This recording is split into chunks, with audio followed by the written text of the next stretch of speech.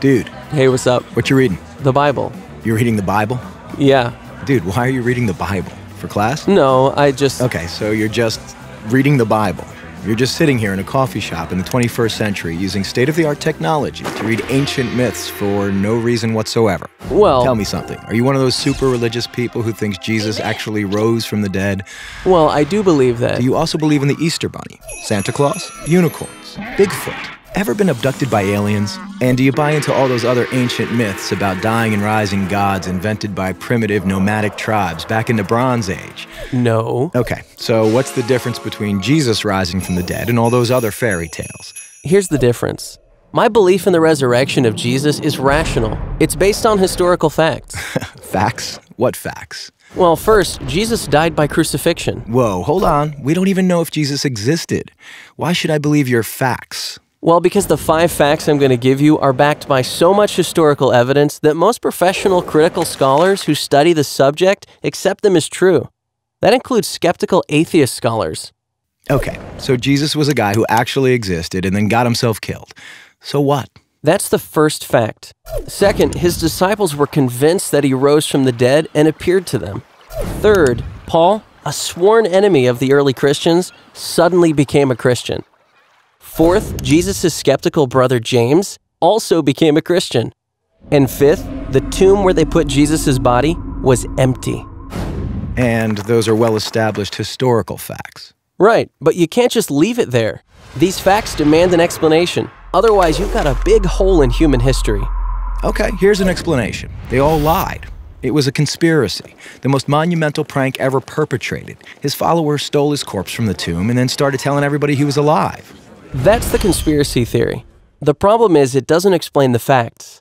How do a few spineless fishermen, cringing in fear for their lives, subdue a bunch of well-armed, professional Roman guards, roll away a 2-ton stone, steal a body, then hide it from a city swarming with people trying to find it? And why would they do it? The disciples had absolutely nothing to gain by lying about Jesus' resurrection. In fact, they were persecuted, and we have good historical evidence that 5 of them were martyred because of their claim that Jesus rose from the dead. Apparently not a single one of them ever recanted.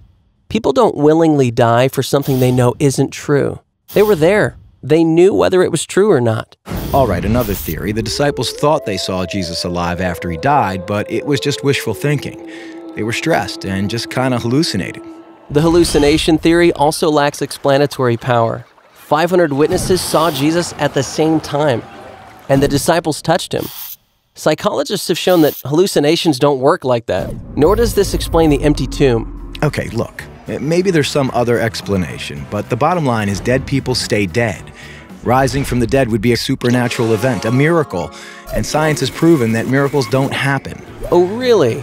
When did that happen? I don't know.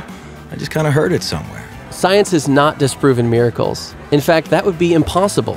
Why? Science deals exclusively with natural phenomena, physical matter and material processes, right? Yeah. But a miracle, by definition, is not a natural phenomenon. It's supernatural. So a supernatural event would lie outside the boundaries of science. It's logically impossible for science to throw out any hypothesis that lies outside its boundaries. why have I never heard this stuff before? I don't know. Maybe because it's scary? Scary? Yeah.